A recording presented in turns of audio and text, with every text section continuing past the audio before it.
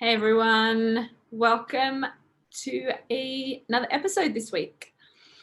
So thanks for jumping on early. Say hi in the chat. Let me know where you are watching in from while I just shared this out on Facebook so that we can get some more people learning about this information.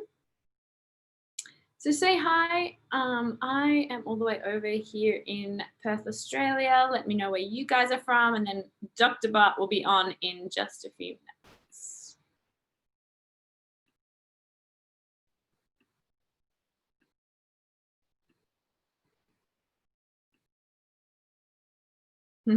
Hey, Whitney. Good to see you on here. Okay.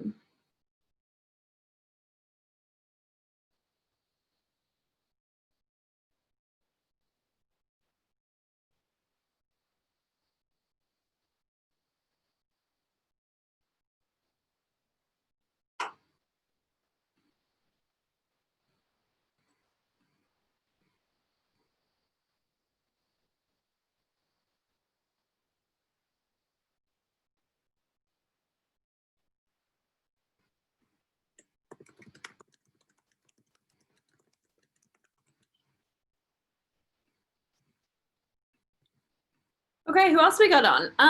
Bobby from Texas. Hey, Bobby, good to see ya. Glad to get back into the show this week. We had a break last week, but we are back, and we're going to be diving into lab testing this week. So I think it's going to be cool. There's a lot of these labs that I haven't done myself, so I'm pretty keen to see all the different information that we can find from these labs, how it might be relevant to our own health. I think it should be a good show. So I'm just getting set up on Facebook. All right. We should be live, which is exciting. So if you are watching on Facebook, also say hi. Let me know where you are watching in from. As per usual, I am calling in from the other side of the world over here.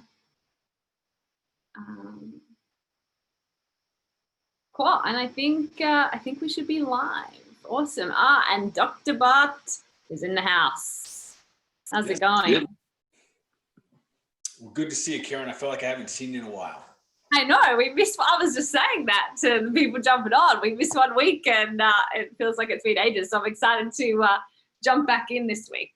Yeah, I'm excited. I actually missed it. I love, I'm beginning to really like and enjoy these shows. So, and tonight is going to test my technical skills. That's the best way to say it. We're talking about functional tests, and this is going to test how well I can function on a computer. I believe in you. I think it's going to be good. I think you got this. Yeah. Awesome. All right. So we're live. So let's get started. So welcome everyone to another episode of the Health Made Simple show. To start off, I want to introduce our host, Dr. Bart, who has been a healthcare provider for over 20 years, practicing a range of modalities, including chiropractic, acupuncture, kinesiology, nutrition and supplementation, and functional testing, which is what we're going to talk about tonight, all at his clinic, Balance Health Studio in Seagrove Beach, Florida, as well as virtually across the world, really, and we're going to talk about that tonight as well. So he's the founder of the Health Edge program, which is a virtual health program for entrepreneurs and executives wanting to take their health to the next level. So Dr. Bart has worked with thousands of people all around the world, from celebrities and athletes. So we are excited to learn about this different type of information we can get from all these tests. We kind of touch on them each week, but we're going to deep dive tonight and really show people what kind of data we can get. Yeah, it's so I guess we'll start off by kind of tackling like what is functional testing, or what is the conversation. People hear about things like functional medicine, but really it goes down to functional testing. So I think I'll start by kind of describing what that is, and then we'll dive in. So my goal here tonight is that I'm going to bring up a bunch of different tests that I use in my office, like real live labs. I think I've gotten rid of everyone's names because they're actual tests. So hopefully I blocked those out with my technical skills, and we'll go through them so people get a feel for what these tests look like, because I know sometimes lab testing can be a little scary. I know the first time that I started getting involved with it or getting a lab test myself, I had no idea what it was going to look like, how it was going to kind of score me. So I'll show you these. And you know, Karen, what's really interesting, for the most part, what's really cool about a lot of these new labs coming out, they're very, very user friendly, like super user friendly.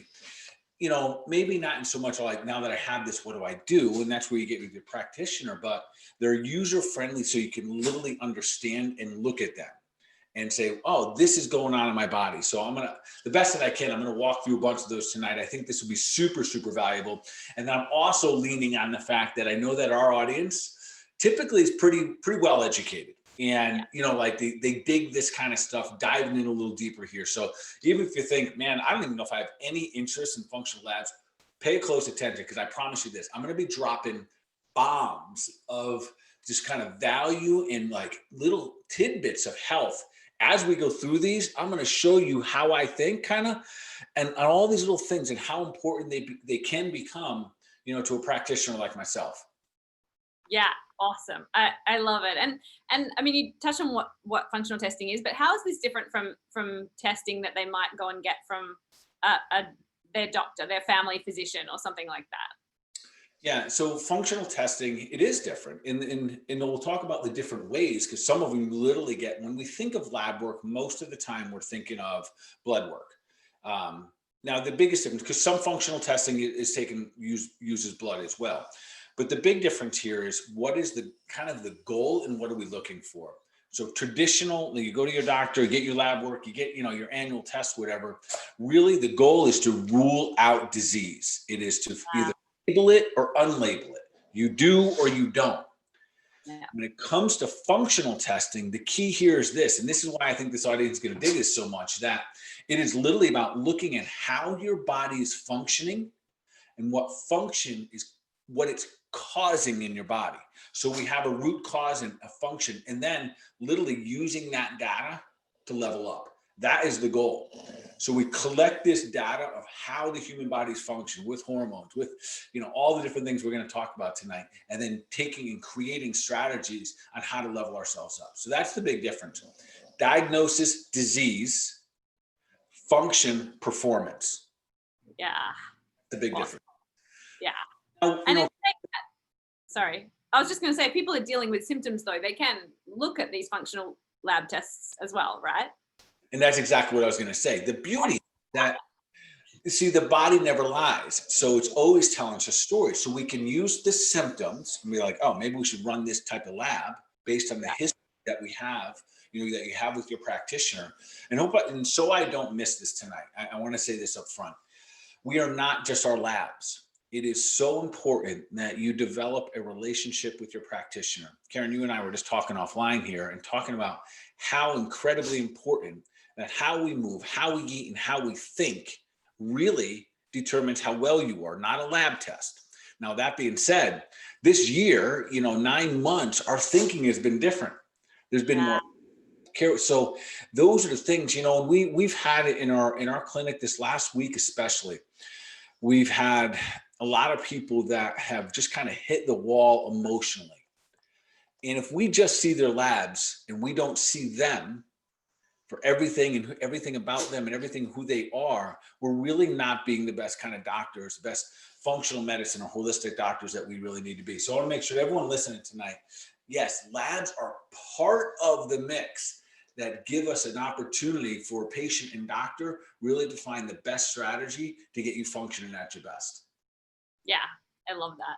And I mean, we're going to look at some actual lab tests tonight, right? We're gonna pull up some results. But before we do, something else that kind of always I think people ask about these tests is, you know, is it covered by insurance? Can they do this if they're normal doctor?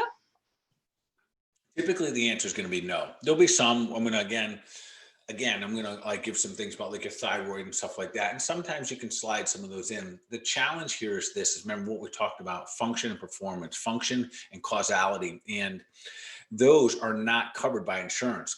Insurance is really, instead of calling it healthcare, if we really took the understanding that most health insurance is really sick care. You have to be diagnosed with something in order for you to get that coverage. So that's why there's a very, very streamlined, very standard set of tests that they run. You're high or you're low, high or low, and there's nothing to do if you're in between there.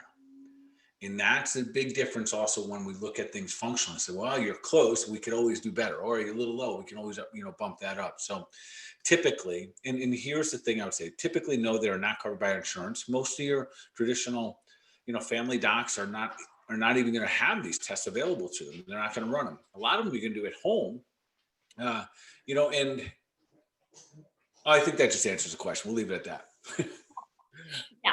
And I think, I guess people do ask that question, but I mean, the information that we're getting from these lab tests that we're talking about today helps us even, prevent things that could be happening in our body that's going to cause disease later on, right? Like the information is so valuable to potentially even, if we are talking about money, save money later down the track. But this is your health. We're talking about leveling up every week, and I don't know. I love being able to see this information. It's just another look under the hood, right? What's going on? It really is, and that's so you can use it as some of the most accurate way to understand what's going on in the body. So it's not just like, hey, you're just going to level up and I'm really motivated. Literally, this is some of the best ways to understand what's going on with your body, so you can take the best ways to heal your body.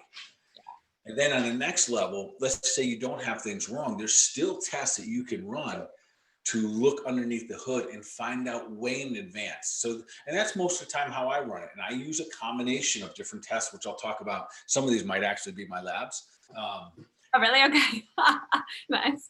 Often, but so these are the ones that I would run. And again, I think, anyone who's looking to continually move up, and it can be an and world. You can do the labs that you have at home, or with your regular, healthcare provider, and maybe add these on top of them. And the beauty too is about these labs is I think most of the ones I'm going to talk about tonight, you can do at home. And then it's pretty cool. Yeah. Cool. All right. So what's the first one we want to talk about or show people tonight? The first one we're going to dive into is the Adrenal Stress Index. All right. So I'm going to get my glasses on here. So okay. As I'm pulling all these up here, we'll just kind of, so I'm going to, first I got to share my screen here. I'm going to see if this works out good for us. Let's see how this works. All right. And I think it's good to start with this one because we talk about the Adrenal Stress Index test quite a lot because, the adrenals come into so many of the things that we talk about each week. So I think this is going to be a really interesting one to see. Yeah, hold on. I'm getting close here, I promise. Okay, yeah, cool. Oh, and I think I'll have it down pretty good. Yeah. And as we're going through this, guys, if you've got any questions about the test or you see some things that we talk through, as Dr. Bart said, we're going to also go through, some tips and, some things that you can do or some symptoms or so if you've got any questions as we are going through, please let us know in the chat, let us know in Facebook. And here looks like the first one up. I always like to look at these like cortisol profiles there. Actually start telling us what we're looking at.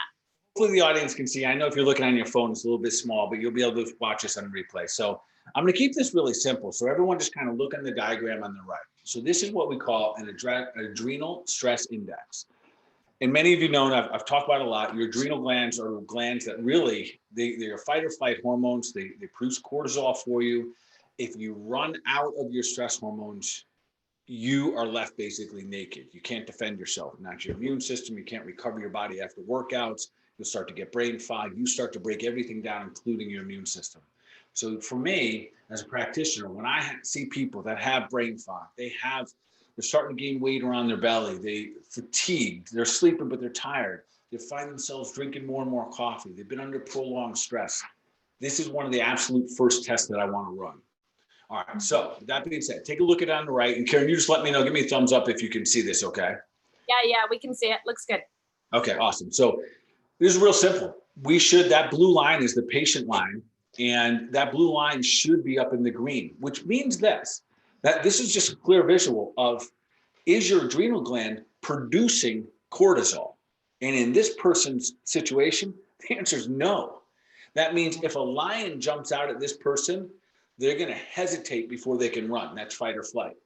They don't have enough cortisol in their system when they first wake up. So this person, when I see this chart, if they send this to me before I even know anything about them, I know they're dragging. The moment they get up, they're dragging, and then they're flatlined all day long. This person needs to snack all day long.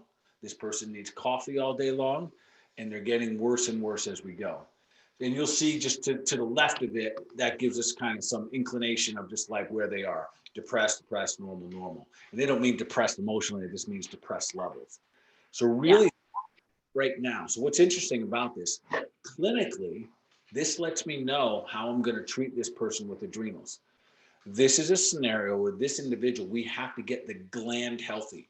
The energy comes secondary. So I'm not talking about giving you, incredible herbs that give you energy like Korean ginseng or rhodiola. I'm talking about desiccated adrenal supplements to get the gland more robust. This gland is tired and it's starting to break down. So what we see there actually gives us great indication if we're going to use herbs and vitamins and minerals to help. It actually lets us know what to do. So I'm going to keep rolling. I'm going to pull another one up here. I think at least. Yeah, and I think it's really good to be able to get that information so that you can give the right type of supplement, right? Or we can just, you could probably, without that information, you could try some different things, but it fast tracks it for us. We're able to have a look at what's happening so that we can actually get some of the, right nutrients, right supplements to support the gland how we need to. And I think a lot of people, a lot of people are probably looking at lab test results like that because, that starts to happen after the adrenal gland has been under stress for too long, right? It's just starting to not be able to keep up. Precisely. So now I'm going to show you something a little different. Yeah. This is just put your eyes on the chart to the right, and you see that blue line in a total different place. Yeah. So it's really high. So this was actually a pre and a post, these two. So this patient came in early, I think this was like in an April, and then this was about 3 months later. So now what it tells us is that the gland, super healthy. Wow. Plenty of cortisol. And that's what it should do. It should drop as the day goes. And I think I have some others that I'll be able to show you, and it shows us what's going on. Now, the very supplement that I was using for the adrenals before, we take it out. Yeah. And now we just want to help regulate because now they're almost overstimulus. Now this individual, and I know them clinically, this person is jazzed. They've got incredible amount of energy and they're still in their coffee. And I've got to get one of those things to slow down because they're getting overstimulus in the morning. Yeah, okay. Up a little too high because if it stays high, eventually it goes back down low again. So that just shows that they can change, and we can, physically kind of, make these changes with the different protocols and with the different supplements that we're using. We can make some pretty significant changes and measure them, which is the great thing. All right, I'm going to keep rolling along here. All right. Yeah, I also love to see those pre and post because the body is amazing at healing if we give it the right stuff and kind of get out of the way, right? Like we can change all these things. You don't have to be your lab test forever. If you've got some of these issues or you're tired all the time, that doesn't have to be your new normal, right? There's things that you can do. Absolutely. And that's hopefully a big takeaway. There's always things we can do. All right. So just a little bit different one. And most of you guys that are on here tonight, you've heard me talk about the adrenals and the different stages they're in. So now we see one totally different, right? So they start off in the morning and they're doing pretty good, but it's at the end of the day, it spikes high. So for any of you out there and this is what I call the wired and tired. So what happens is this, you get a cortisol surge at the end of the day. So like you're sleepy 5, 6, 7 o'clock, and then boom, you get yourself a second wind. And this is a cortisol dump. This is a hormonal shift in the body. And I know a lot of people listening to this tonight, they go, holy moly, this happens to me every night. And the challenge when you get that spike there, unfortunately, now you're wide awake. And one of the biggest reasons that this happens is because of things like our cell phones. We have that. We don't let our bodies calm down properly. We get on our email at 8 or 9 o'clock, and then you get a cortisol spike. So again, what type of herbs and supplements and lifestyle stuff. So this person, I got to get them to put their phone down, like use it, but an hour or two before bed, they got to put it down. We got to get the bright lights off in the bedroom. We got to get the TV off, all those different types of things, because that's that spike. That perfectly fine. It's not sleeping, right? Oh, 100%. So this is another reason the person that has a hard time falling asleep, that's this individual. They're getting that spike and they are wide awake. And then that's when we get in like the poor habits. They go, well, that's my most productive time. I feel creative. Well, you are, because you have this cortisol. So it becomes a challenge there. All right, we're going to keep on rolling here. Let's see what else I can find in this. And so again, there's things, I guess as you said, there's lifestyle things, but there's different things that this person can do now that they've got the data. Because I think that was that's really so common what you said. Someone's like, okay, well now because this cortisol thing's going on, this is my most productive time, and so now again that's their new normal. But really over time, that's just going to be wearing out your adrenals. It's going to be causing all these other issues. So being able to get this data and be able to say, hey, we do need to make some changes can be really helpful. Yeah. And here's another one, just another show. This is a person that's basically experiencing like adrenal fatigue. They wake up in the morning and they're exhausted and a little bit of spike. So this is the person that says, I wake up exhausted, but once I get going, I'm doing pretty good until the afternoon. And then I'm exhausted again. That's this individual. So, and again, so just, hopefully my goal here is everyone's seeing these, that they just start to see, wow, okay, man, if I had that picture, I knew that was me. Maybe that would motivate me. Maybe that would help me develop a different strategy of moving forward a little better, of kind of taking some action here. And I got some others, Karen, that I want to show you. I'm just guessing that my screen's going on and off and you guys. Yeah, no, you're perfect. Yeah, we can see. It's good to see all the different ones with the different symptoms. As you said, there's the person. It's you'll have someone come in, hey, I can't sleep. It's amazing that we can see that on these labs, right? Or like, as you said, hey, I'm really tired in the morning, I get going with my coffee and then I crash again, because I'm sure there's kind of those types of people, right? Like I'm sure there's a bunch, let us know if you're on today. I'm sure there's a bunch of you that can relate to some of this. Yeah, this next one is, this is my classic mom, okay? All my moms listening here, and I just did this one the other day, so this beginning September, we'll run our post probably in another 30 or 60 days. Young girl, I left this here on purpose. 32 years old, mom, 3 children, you're exhausted, period. You got 3 kids, you're in your 30s, you're exhausted. You know what I mean? You don't sleep as well as you used to. Everything is a little bit different. And the challenge here, Karen, is that this mom, I've had an opportunity to know her for quite some time. She just has to keep pushing. She doesn't get a timeout. Yeah. This is really important. So all my moms listen and say, understand this, I'm listening. And so should your provider listen, that you are exhausted. It's okay to say you're exhausted, but if you don't fix these things, your immune system, your body, your mind, your irritability, your hormones are going to get whacked out next. So this is, again, this is a real one. This is just, a couple of weeks ago we ran this. Wake up with no cortisol here. Yeah. So when I see this is all right. Awesome. And here's where we go. And alrighty. So this is, they didn't start their protocol right away. They started after about 3 or 4 weeks. I don't know why, but they're already doing better. It's like the beauty is for me as a practitioner, you walk in and you can see someone that is alive again, being just surviving.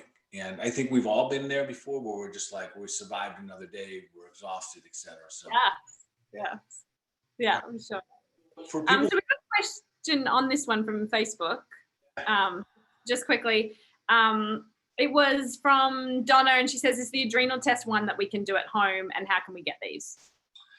Very simple, Donna. Just call the office. You absolutely can do it at home. We send you a box, and in that box, there's going to be 5 vials that you spit into. They're just little vials. And if you see here on the left, where it says 6 to 8, 11 to 1, 4 to 5, and then 10 to midnight, that's when you fill those vials. So we functionally know how your body is doing through the course of the day.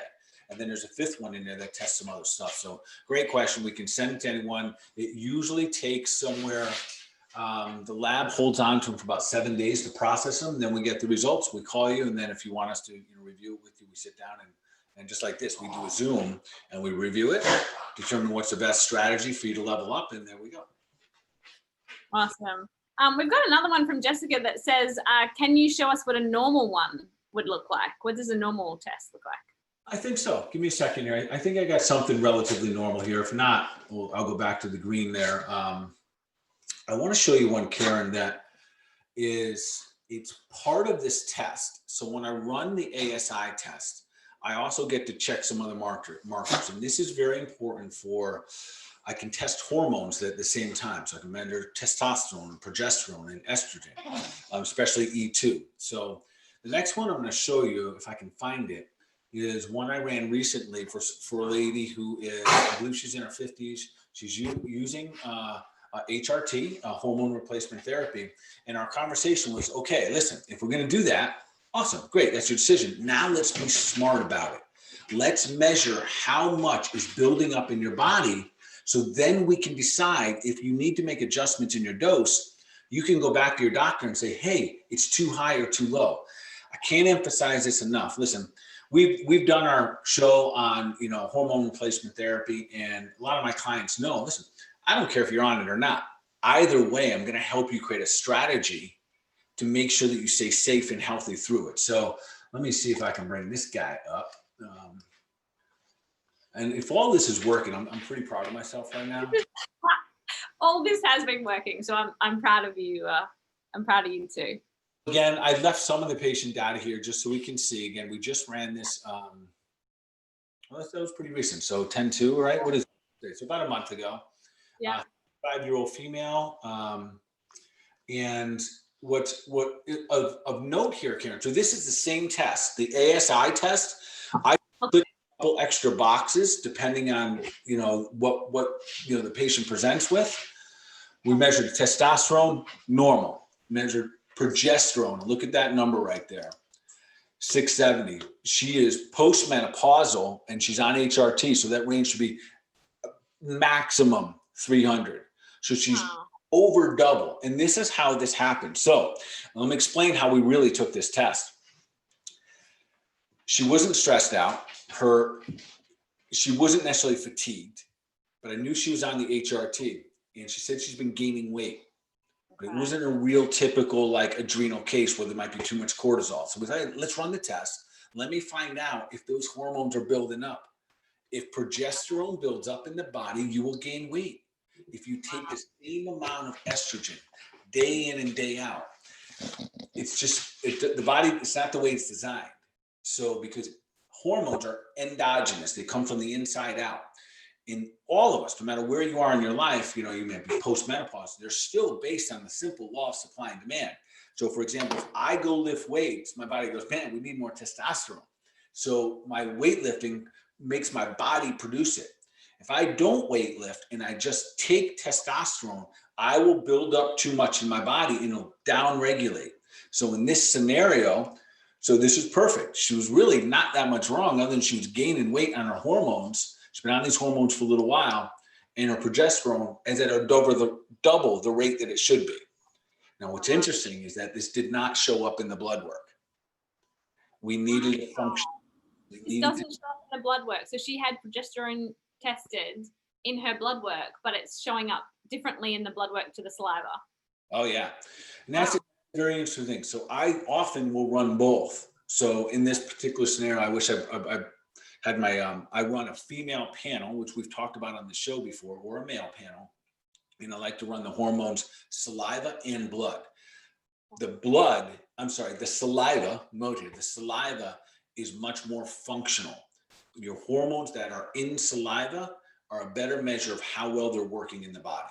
So just kind of an FYI there that we can run some of those other hormones within there, and especially if you are on HRT, this is a great way to find out, am I taking too much? How do I know?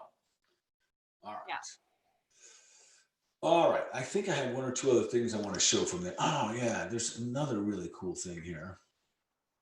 Okay. Alicia in our chat here said, this is so fascinating. I find it fascinating too. So that's awesome. We're so glad you're finding this valuable, because a lot of the time we don't know what kind of information we can even get out of these tests, or what's available to us out there. You know, we might talk to our doctors and they don't give us these options, and so then we don't even realize that these are an option for us, which is what we want to show you what's possible and what kind of information you can get if it was something that you were interested in doing. Okay, so which one's this? This is the male hormone panel. This is a male hormone one. Okay. Might even be someone I know. Anyways. Okay. So I test my hormones both. I do them in blood, but I also do them functionally. So I'll test this. And this is actually like from a year or two ago. But anyways, this is the coolest thing. I want everyone to look in the upper left-hand corner of this chart. And I want you to see this, take a screenshot of this. And I want this part, that upper left-hand corner. And I want you to see, I think I'm going to try to get technical here for a minute on my thing here. Give me a second. If I can do this, hopefully this doesn't backfire. I think you got it. I'm going to try to draw something. Yeah, that one didn't work. We'll try that one more time. So upper left-hand corner, look closely at it. There you go. Oh, all right. I'll do that. That was close. That was close. Cholesterol. Cholesterol. So the rest of this, okay, that was almost a catastrophe. Look at the entire pathway. Everyone, I want you to look. So this is the way it works, man. And this could be like a 4-hour seminar right here, but I'm going to make this real quick. Everything, all your hormones, folks. There's estrogen, there's testosterone, there's andro, there's DHEA, there's progesterone. They all come from cholesterol. This is like hormone 101. When we start learning about hormones, we're sitting there studying, we go, wow, they come from cholesterol. So think about that. Before we go taking like an anti-cholesterol medication, you got to consider the fact that your cholesterol makes all your hormones. And that is why it's also so important that we eat healthy fats, things like butter and eggs and ghee and all that good fun stuff. All right, so cholesterol goes down to make something called pregnenolone. If you have stress, it takes a hard right and it goes this way. You see this guy over here? Cortisol. Mm-hmm. So it skips all this other pathway. It goes immediately to make progesterone, and progesterone goes into making cortisol. That's your stress hormone. The more stress you have, the rest of your hormones will go down. If you keep on having this stress, it'll eventually steal your progesterone as well. So this is why when people are stressed out over a long period of time, and then they get tired, and then they get fatigued, and then they say, I got to go, something's wrong with me. I got to go to my doctor, get my lab work, and they test your hormones in blood, not functional, but in blood, and they say, yes, you have low progesterone. But we never really analyze the cortisol. This is where the strategy, and listen, I'm not even calling it wrong or right, but the strategy to help us level up and become the absolute best version of ourselves, like it's just not going to give you the data. So this is really, really important for us. So you can just see how, so for example, DHEA is going to signal the body to eventually make testosterone. DHEA is made in your adrenal gland.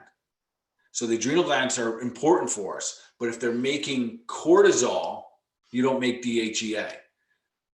I should have shown it, but that same ASI test, we measure DHEA. So we level how high it is. All right, so hopefully you guys were as excited as I was about that, because when I first understood this, and man, this is where I got to focus. This is what I got to put my emphasis on, making sure that my hormones aren't all getting eaten up. I'm just having fun with this whole thing. Up by the cortisol. All right. And that's a huge thing, right? Because we are like a lot of, I'm sure a lot of us, our hormones are being eaten up by cortisol. So it's just something to watch and be aware of, especially as you said, the last 9 months have been a really different time for a lot of people. But Alicia wrote in the chat again as well that she had a saliva test done a few years ago. Is it something I should do again? Yeah, if it's changed, if your body has changed, those cortisol tests, I like to say they're about 6 months, but that's where, Alicia, if that was you asking that question, knowing it all, like how is the food you've been putting about, how you're moving, how has your lifestyle been? These last 9 months, it's a simple answer is yes. Yeah. All right, so Karen, I want to boogie on here. Because Yeah, let's move on to the next test we were going to talk about. which one did I say next? Organic acids test. Okay, all right. Let me find some of those pictures there. All right. This would be cool. Yeah. So I haven't actually seen the results of this test at all, so I'm interested to have a look, because we were kind of talking before the show that this one just gives us a really good indication of what's happening within our body, right? Like it's a good test to run to look at our immune system, to look at how our body's functioning. yeah, so this test right here, organic acid test. Can you see my screen? Yeah, we can. This is like a gold standard for looking inside the body. Okay. Yeast, fungus, bacteria, clostridia, gut dysbiosis, vitamins, minerals. The beauty of this, Karen, it's just a urine test at home. Oh, wow. Yeah. And as practitioners, gives us a really huge overview. I'm just showing you a couple things here. A lot of people, I've heard of like having candida overgrowth and bacteria in the body. Maybe you've had, multiple, infections, urinary tract infections. All of this would pick it up, especially like the bacterial overgrowth, the yeast, and even mitochondrial markers here. The only challenge with this test, quite frankly, probably not as user-friendly for the individual looking at it. You can look at the highs and lows, but most people are not going to know what furan is or tartaric is or anything like that. And there's really no chance that the standard practitioner is going to, unless they study these things, study a little bit of functional medicine. But I will tell you, in terms of gut health, this is the gold standard. There's others. I don't have them here tonight, but like you can do a GI map stool and stuff like that, another stool tests that are very good. But this is one of the functional tests that is like a gold standard for looking at what's inside.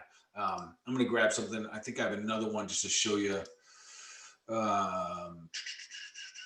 Yeah, okay, while you're doing that, I think you kind of answered this one, but we had another question on Facebook.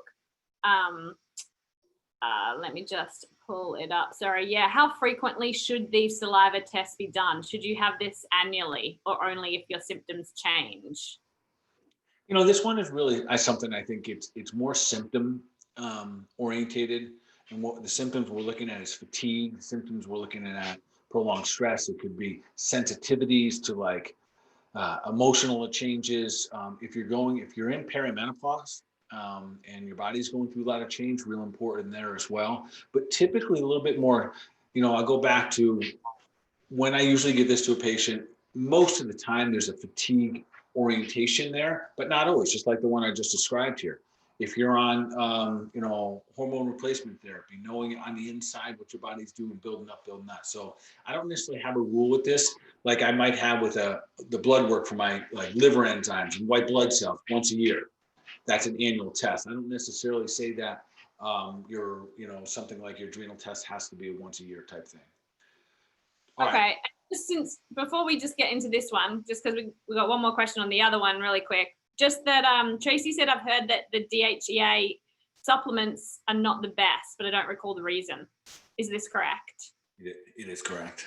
Yeah, so it is correct. And so real quickly, if Tracy said that, and I think she understands. So if we so DHEA is a supplement, Karen, but it is a hormone that the body produces. So ideally, now, have I used them in certain scenarios when the patient's completely in adrenal fatigue and I need something to pick them up real quick and I'll use it for like 7 days?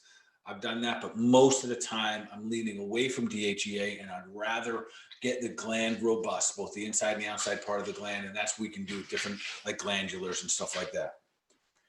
Okay. All right. Let's look at this chart real quick. Yeah, let's go back to this one. This is part of the organic acid test. And I brought this up just to kind of look at some things here. You see where it says in the upper left-hand corner here, mitochondrial markers. So mitochondria is kind of a hot word over these last 4 or 5 years. And mitochondria is those little engines that we got inside our body. These are what is making us healthy. These are what is going to determine how long we live on the face of this earth, is your mitochondria. So we go through a couple breakdowns here. There's different markers here. So for example, this person, you see a lot of high mitochondrial markers in the Krebs cycle. This individual is having a detoxification problem. We need to get the liver clean or flat out. And I don't remember exact case, but just looking at those, I know that that's what's going on here. Okay. There's a lot, and then look below here. I didn't even think of this. These are neurotransmitters. This helps us know how much dopamine, epinephrine, norepinephrine that we have in our body. So this is why this is the gold standard. Yeah, for sure. And just for people, so I mean, you kind of talked about some of the main neurotransmitters there, but what are neurotransmitters doing in our body? So those are the ones that essentially determine our mood.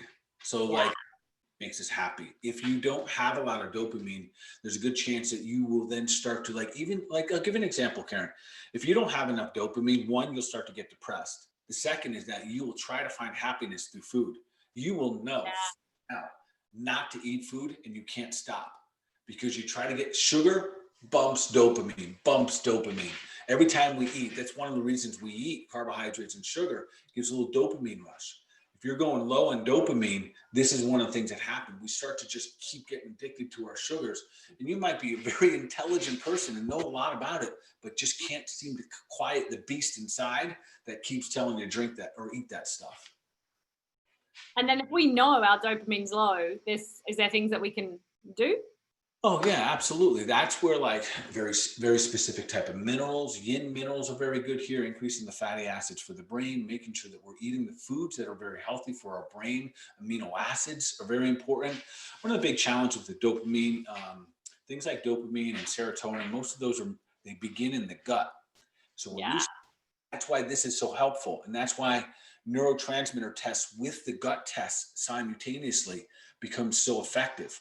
Because if the gut is off, we can then say that is why these emotions of depression and or anxiety are coming versus just medication. Really, we got to go fix the gut. We heal up the gut and we'll fix the emotion. Yeah. Let's not a lot out of everyone, but I want to give everyone a feel for there's just other strategies out there. And especially, especially if like you're already doing a fair amount of like good things and they're just not quite adding up to where you want them. Perfect time to start to kind of like squiggle in some all right, I already showed you guys that one. All right, we're gonna move on. Yeah, let's move on. So what about the micronutrient test? That was another one we kind of talked about, and we got one of those to show people. And as you're pulling that up as well, I want to say thanks, Julie, because she just did a Facebook shout out to us. Wow, how explanatory and informative. So again, we're glad that you guys are loving this because I know I'm asking all my questions as I'm looking at them. So feel free to ask your questions as well, guys. Just check them in the chat. Here's another one. Can you guys see? I know that's a little small. I'll try to describe this one. Probably a little hard. So this is a micronutrient test. Okay. Go into the test. Let's just have a quick understanding of nutrients in general. So there's micro and macro. So macronutrients are things like carbohydrates, fats, and proteins. And those are popular, quite frankly, Karen, is because that's how we measure food. We measure fats, carbs, and proteins. And typically those are measured in grams, like bigger, they're bigger. Think of that. Micronutrients are vitamins, minerals, and antioxidants. And most of the time, those are in milligrams or micrograms, very, very tiny. But it is these vitamins and minerals. And I think sometimes we lose understanding this. These vitamins and minerals are actually what give the cell the tools to carry out their jobs. Yeah. So have micro deficiencies, micronutrient deficiencies, your cells cannot do what they need to do, period. You might have good lifestyle, you might be exercising, you might be sleeping right, but if you have a deficiency, and this is an area that even as a practitioner, when there's long-term damage to the gut, and you could be telling me the truth, you got this really good diet, and I truly believe people. I see a lot of people who are doing a lot of good things because they're educated. Like our audience tonight, they're educated. They want to do things and they're already doing things. But because a lot of time the damage that could take place, there could be significant deficiencies we don't even know about. And that's why a test like this is fantastic. This is a blood test. It takes the lab a little longer. So this goes in and then it sits there and it actually, I think the lab itself takes 10 days in the lab before we get results. So that being said, I love this company. It's called SpectraCell. I used to do a little more work with them with other labs. Now I just only use them for this micronutrient test. So I'll give you an example so I don't know if you guys can read that, but it says CoQ10, copper, inositol, vitamin B1, B3, B6. These were all the functional deficiencies. That means all of the things that the body needs these for is functionally not operating right. Now, little history on this patient. This patient is on a statin, okay? A statin, think an a cholesterol medication, and they have a long history of drinking alcohol. One of the things we know about alcohol is it depletes your B vitamins, okay? This is where the rubber hits the road. So this was evidence for this guy. This was a little bit of like, like, oh, wow, okay. So the CoQ10, and I bring that up, it's real interesting. So we don't have any other measure. I don't have any other test for CoQ10. But if someone is on a statin, hear me, everyone. Listen, if you're on a statin right now, you need to be on CoQ10 because the statin will deplete your CoQ10 by over 50%. What does that matter? That is what protects your heart. I know that sounds insane, that you're taking something for heart disease, in theory, to block it, to prevent heart disease, but it reduces it. So many doctors now have caught up on this. So they may give you the statin in one hand, but they also make sure that you're taking CoQ10. So this goes for everyone. You don't have to go back to your doctor and ask them. This is a vitamin over the counter, very important heart health that you need CoQ10 in the body. So this was a little bit of an eye opener. So these were the functional deficiencies. These are, yes, you need these now. And then you give the borderline deficient. Part of my favorite part of this, hun, is these two things down here. It gives you a score for your immune system and a score for your antioxidant function. It's my favorite, but also my least liked because then you get your score based across like an average person your age. And you see over here, this person, their total immune function versus age, and you can see it's well below average. Yeah. So I tell you what, I know this guy, and that was enough because he's got like that competitive sense in him to wake him up. In this test, I never thought that he would care about his micronutrients. There's really for me to help create a strategy. And I'm going to show you one more in just a moment here. But it basically said his antioxidant function was at like mediocre. Nobody wants mediocre. His immune index was going even lower than that. All right, let me kick this one out and I'll see if I can grab one more for y'all. Yeah, and I mean, right now we want that immune index to be as high as possible. Oh, definitely. Like, there's never been a more important time to know where we stand. So, and again, like we're looking moving forward. You and I have talked about it with this audience 1,000 times. COVID is not going away. That's the strategy. And there's a lot of different ways we can do it. All right. So picture worth 1,000 words. So this is saying the exact same thing the other one just did, but now it's a picture. So obviously if you see it in red, that's not good. Black is like you're mediocre. The whites were okay. I want to bring your eyes to the middle chart here, amino acids and metabolites, and this one called inositol. Many people don't know what inositol is. You know, people don't know with it. You wouldn't even know that it could be a supplement. But I tell you what, this is an absolute key marker for diabetics. Absolute key. Okay. Yeah. Inositol is something that your body uses to metabolize fats. So this is closely linked. So the deficiency in this tells me this person will soon not be able to metabolize. They're already, if you don't have inositol, you can't metabolize fats, or it's just getting worse and worse and worse, which means you're headed toward fatty liver. And then most likely you're headed toward a diabetes. And that's that triad. That's that, metabolic syndrome type situation. I don't have any other test that would tell me inositol is low here. So this is a pretty cool test. So here I see basically, so we have, Karen, like, see, this person needs B vitamins. And by the way, inositol is a B vitamin as well. Oh, wow. Okay. Yeah. Listen, I'm not anti-alcohol, but I am pro superhuman function. Yeah. This of constant alcohol. Yeah. On dying or anything, but this is the breakdown mechanism. And this is what takes place. So this inositol right here, again, this is what helps your body metabolize fats. So this was kind of with all of this, it was this guy, he took a lot of action after this. This was pretty cool to watch him, and he made some significant changes here. And it's good for him just to have some awareness, like if he chooses to drink, cool. But now you know what it's doing to your body. Now you can see it on this lab test. Yeah, and I tell you what, this person didn't stop drinking. They changed the thing. So, all these are trying to have nights off and stuff. But really what the strategy was, if you're doing this, own it, have that awareness, and then start to do this stuff. And milk thistle and to help his liver. We got him on some inositol. We've got him on some different clearing out, vitamins and stuff like that. So it increases antioxidants. Of course, we got him on CoQ10, no doubt about that. All right, what do we got next? Jessica just asks, how is this micronutrient test taken? It's blood. Yeah, and we can ship it out to people, right? Like people can still do it all across the country. How does that work?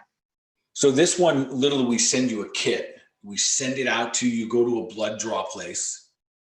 In our office, like if you do it through us, our office would help you find a location that would kind of know how to do it. I know it sounds silly, but like they just have to like fill the right blood in the right vial. But we make sure that they don't get confused or anything. They spin it down a very certain way.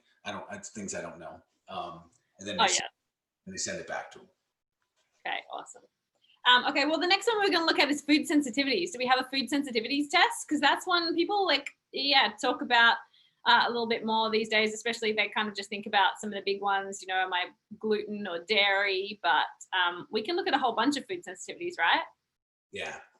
I like these tests more and more. That's the wrong. Can you see that?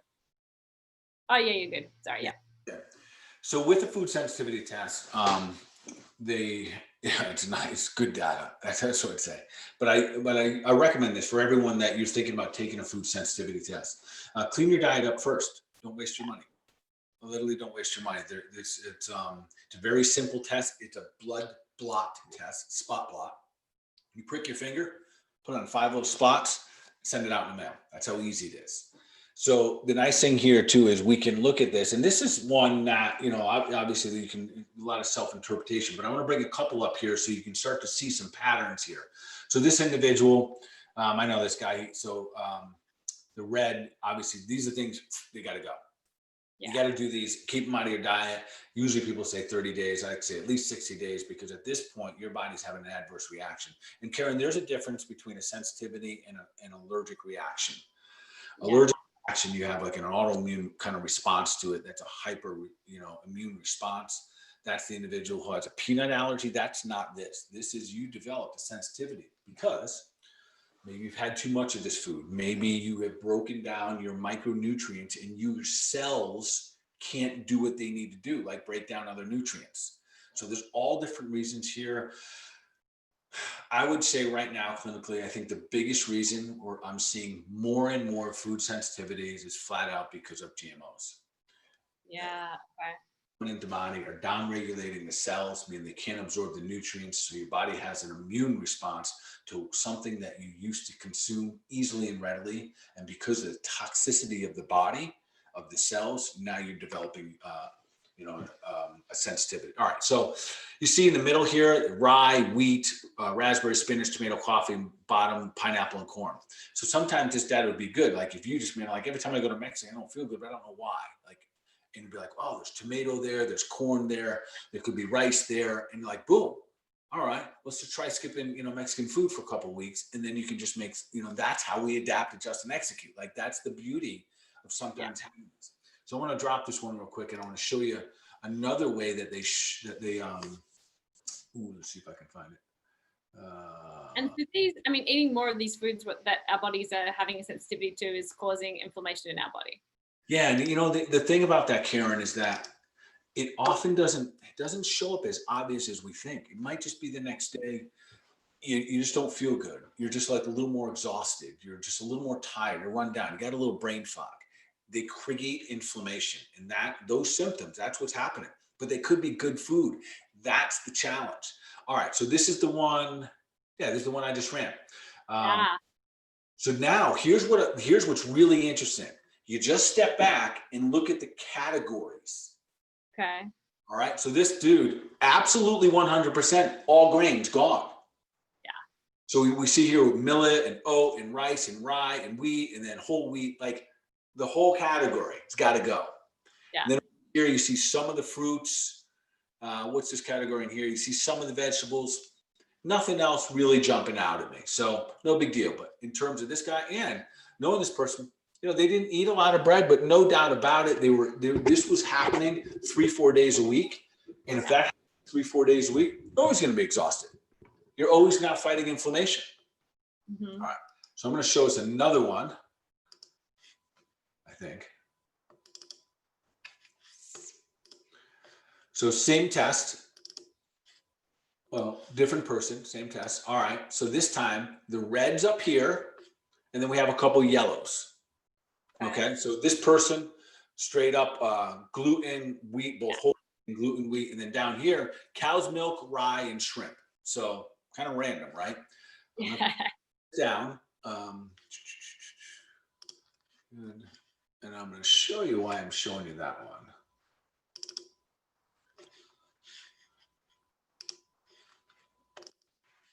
All right. So you guys can see that, yeah? Yeah. So now we look at the grains. Yeah. Of it. So 4 of the 5 showed some response in dairy. Nothing. Yeah. Wow. Yeah. But this is enough for me clinically to say, all right, we're going to take 30 days off of the dairy. See how your body responds. See if we have to downregulate this, clean out the liver a little bit more, get yourself metabolizing fats better. Because you typically this, and then this would be make sure that your body's able to break down your, have good digestive enzymes. Is oddly enough, this one right here, when I see this and all that dairy, and then I go all the way down in the bottom right-hand corner here, shellfish. Yeah, again, 4 out of 5 low markers. So at bare minimum here, I'm getting him on a digestive enzyme. I'm going to get his stomach acid better so we can break down these proteins better. And that's where like we can look at things functionally a lot better. Remember, we have most of our allergies to the protein. That's where the issue's taking place. So that's what we want to kind of look at there. So again, just kind of good data to have. And again, if you want a food sensitivity test, it's one of the simplest. You can do it at home. Sometimes my parents do it for their kiddos. But again, so you get an accurate test, make sure you clean your diet up. Go to God's garden. Or maybe in January we do our cleanse. So everyone get ready. January 4th we kick off the cleanse. 21 days. We're going to go all in, clean out the body. It's going to be awesome. And then maybe after that, maybe you decide to run a test because that's when your body's at the cleanest and you get the most accurate results. All right, Karen. We had we had a Facebook question on this one. What is the difference between an IgG and an IgA test? So those are both like immune markers that your body can do, and also autoimmune. So there's probably a little bit longer in discussion here, but say an IgG or an IgM or an IgA depends on, like, you can get an IgA test, saliva test, which I run in that ASI test, and it's an immune marker. So if we see it low, means your immune system's work. We see it too high, you're having an immune response. I don't know if that fully accurately says it, but those are different types of immune markers for us to let us know what the immune system is doing. Okay. Cool. All right. So moving on, because we've been through a bunch of data. Did you want to show us some of your Oura Ring data we were talking about before? All right, I'm going to do one other. I'm going to show you one other more. I just want to show everyone, and guys and girls, if you want, do a screenshot of this. Oh yeah. Okay. This is the thyroid test that you got to run. Okay. I was telling Karen off air here that we always talk. I always talk about thyroid. It is so important that we get all the markers to be able to take a good strategy, make a good, accurate strategy to help you heal. That's what it's all about. Not just to manipulate highs and lows, but these are the 9 tests. You take these 9 tests, real simple. It's not an expensive test. This is blood work, but take a screenshot. This is what, if you're going to have your doctor do it, and don't let them tell you, you don't really need reverse T3 or whatever. Most of them, that happens to be one they don't like to run, but that lets me know if this is an adrenal issue causing your thyroid. So I just wanted to put that up there again. And guys, this just happens to be here. This is part of my male or female panel, Karen. So this is the male panel. I run a thyroid for the test. And in that male panel, that custom panel I have, one of the things that guys have to have is a PSA. And you want to get that measured every single year. And if it goes up, it's not okay. If it stays the same or goes down, perfectly fine. But in that male or female panel, we run an entire cardiometabolic test, an entire thyroid test, entire hormone test, entire diabetes evaluation. We do all of those, an insulin resistance test, All of those things, super, super important. I don't have those here tonight, but those are part of just the male and female tests. So I just want everyone to see that. All right. My last one, you guys hang in because this is pretty fascinating. This is something that I use. It's functional. It's functional data that I use. You guys can see this ring here that I use. It's called an Oura ring. I have no affiliation with the company whatsoever, but I really like the data that we can get with them. I think the ring costs about $300, something like that. I wear it as my wedding band. It looks good, and I don't have to take it off. I sleep with it. So I'm going to show you a couple things here that I think are great for those of you who are looking for tools to monitor daily. If you've listened to anything I've ever talked about, you know that I talk about sleep being one of the most powerful things that we can have. And this is one of the absolute best monitors for sleep, especially something called HRV, which is heart rate variability. All right, I'm going to go through this test pretty quick, but it's real important. Every morning you get a score, a readiness score. This is one of my favorite things. I wake up and now I can predict it. Your readiness score basically tells you how ready you are to get after it that day. If you have a low score and you go crush it, you will create a double breakdown. Yeah. Like your adrenal glands might not, you might not have slept well. And as we move forward and become, more and more intelligent, we're listening to the feedback of the body. Having this data, oftentimes how hard I work out is dictated by that score right there. So this says, hey, let's go get it right after. So you'll see some other things, resting heart rate through the course of the night. Awesome. What your heart rate is doing through the night tells us a lot. HRV balance, we're going to go to that in just a minute here. So look up here where it said there's a 65 ms heart rate variability. HRV, heart rate variability, is kind of another new gold standard of how we measure how well our body's functioning, like our heart, and how well our body's felt on a cellular level. This is one of the best markers. The higher it is, the better. It's really that simple. But it takes in everything. So this Oura ring is a piece of AI. This is artificial intelligence. It keeps downloading. It learns you. It takes all the downloads over the course of the night, and then it learns everything about you and gives you these scores. So they literally let you make decisions on the next day. So I'm going to drop this one and show you some more here. And I'm hoping that you guys dig this as much as I did. Ooh, wow. That was HRV 2. All right, let's see this guy. Let's see here. I'm going to get rid of this. I'll just do this one real quickly here. And hang in there with me, folks, because this is some cool stuff. This is just another, it shows you the graph through the course of the night, how well it was doing, how well it's not. And I want you to pay attention to something real quickly here. Right around on this graph. Karen, can you guys see that between like we can. Yeah. 1 and 3 a.m. and you see the numbers kind of go down lower? Uh-huh. Show you the correlations here. When I see that drop like that, it tells me one of 3 things. And I'll see this on a couple charts. 1, I ate too late because this is my chart. 2, I drank alcohol. I don't drink. Okay. 3, my liver is not clearing properly. So It takes a lot of energy from my body. And at about 3 or 4 o'clock, and there's a good chance that I woke up during that time. And we're going to look at that in just a moment. But that tells me that it's one of those 3 things. Well, if I know I didn't eat late, I don't drink alcohol, this is my liver not clearing. So I need to give, what do I do? Like I go on more milk thistle. I get up, I clean out a little bit more. I take a little longer fast that day. So we can use this data to really continue to level ourselves up. All right. I know we're running out of time, but I want to do it. Everyone hang on. Here. No, it's awesome, and I love it. I mean, that's amazing data that you can get every day from your body, right? So, as you said, you can change your decision on what type of workout you're going to do based on the results you kind of got or how well you slept, so that you're not burning your body out. I mean, I love that. That's like, yeah, it's amazing. Yeah, and it's and one is to get the data. The second is to do something with it. All right. So when you wake up in the morning, you also get this score. So you get a readiness score and a sleep score. My sleep score was 85 on this day. I don't know when it was, like, whatever. Anyways, and it shows me how long I was in bed, 8 hours, 32 minutes. Okay. I slept for 7:30. Okay. So I'm going to show you another chart too, that shows me how I slept. Listen, sleeping is one of the most important things for a human being to do. If we can understand how we sleep, what kind of look down here, Karen, REM and deep sleep. Yeah. Sleep determines how well your body is going to feel. The REM is going to determine how well your brain is going to function that day. So in these days, I was spot on. The restfulness says pay attention. I sleep with dogs. I will toss and turn all night long. So it was an eye opener for me. Like, does it bother? Like, is it bad for my health that my dogs sleep with me? It is.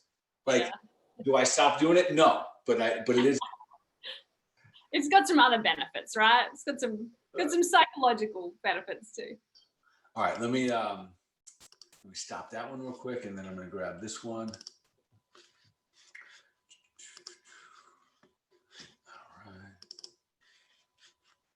And I mean, yeah, okay. Oh, this is the sleep. This is to actually see the sleep stages throughout the night. Yeah, this was all the same day. So we saw the readiness score, and then we saw the little heart rate variability change between 1 and 3, and look at that right there. Yeah, that's when you were awake. So you kept waking up, really? These like micro awakenings, or well, you were awake for a little bit. Yeah, a couple times waking up to that bulk right there, and look at that time frame again, 1 o'clock. Yeah. Chinese medicine, the circadian rhythm, the clock of nature. That is when your liver goes to work. So boof, wake up. So so that just tells me, all right, I take a little more milk thistle. I use something called Antranex, which helps me drain a little bit more. So it really gives me a good strategy of how to simply, on a day-to-day basis, adapt, adjust, and then execute, every single day when it comes to this data. All right, so you can show how many hours I was awake, the REM, the light, the deep, and really, as you get more into that and understand how to use these as tools, it just becomes cooler and cooler. All right, I got one more I'm going to show you. You guys hang in there. Good. All right, it's good. All right, where did all that go?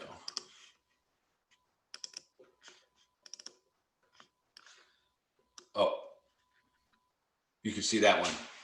Yeah. Nice. That's a great one. We can definitely. You have one more I want to show you. I want to show you but this is Bob. He was here 2 days ago. This is his buddy George. They're right by my side right now. And Bob and I had the same birthday, so we just had our birthday. So and this is their Halloween costumes? Yeah. Well, Super Bob, Batman George. Yeah. I like it. That's awesome. Very cool. I actually really do have one more. Yeah. Okay. Karen, so almost always, so the people that I coach, I have that concierge program. I almost require everyone to get a ring. I want them to have it so I can have data. So I literally can pull up their data on my phone every morning. So it helps me look where they are. So there's no line. I see what time they go to bed. I see how long they slept. I see when they woke up. I see the patterns that's getting created. I see that heart rate variability score going up or down. I know what direction or how many months they've been under duress. And these are all things that you guys can do as well by just starting to learn your own data here. So during COVID, which we're still in COVID, I guess. I don't know. I think it's gone, but nonetheless, during COVID, I was able to keep track on my guys and girls through their Aura rings by watching what was taking place through the course of the night, because it reads your body temperature. So I want to show you, this is really, really cool. Prior to this individual getting tested, we had a heads up of what was going on because we could see the changes taking place in his body temperature. So I'm going to bring it up just so you kind of see. And again, there's a lot of ways to just give us data to see our body. All right. This is back in March 21st. And you see, this is the temperature. If you can see on the right-hand side, 0, 0, it should be right around 0 every night. And then, boom. Wow. In one day. This is overnight. This is when, so he was exposed to it prior, the COVID gets in, and this is the fight. So he went through 1 day, 2 day, 3 day, 4 day, 5 day, 6 day, 7 day, 8 day, 9 days of fighting. And now his body has neutralized the virus. Wow. Isn't that crazy that you can see that? Like, that's amazing that, no matter where he is, you can see this data too, and he's able to see his body do this. Like, it's fascinating, really. Yeah, it really is. And I think, and again, do we need it for that purpose? Not necessarily, but there's just another Just cool. It is cool. It is super cool. So, you know, and knowing your body temperature, et cetera, is really good for my females. Like we can tie this into thyroid health. There's so many things that you can use that for. And listen, and that stuff, some of it's a little technical and some of you don't even have to know, but having data always allows us to kind of continue to raise the bar. So man, I hope that wasn't too long for everyone. I hope everyone was able to get some value out of that. No, we're getting lots of comments on people are really liking it. So we've got so much we could go through, but we do have to wrap up. So let's like end with our final question. Help make health simple for everyone. So what is the one action item that people are going to take away from today's show to take them towards their goal of becoming superhuman? You know, I was thinking about this because I knew this question was coming. So I kind of prepared myself. And I think it's more than like the one tip. It would be more of like a thought process, a philosophy almost. And it's really about, because what we really want is to function good. And so my one takeaway for everyone tonight is this, is just know this: how you move, how you eat, and how you think determines how you function. And the better you can analyze, the better you can assess, the better you can be aware of those things, that's how we raise the bar. Love it. Awesome. Well, yeah, guys, I hope you found that super valuable. We will be back same time next week. So I will see you then. Thank you. And of course, you guys know what to do. We're always going to take deliberate action for our minds, for our body, overall wellness. Y'all be awesome.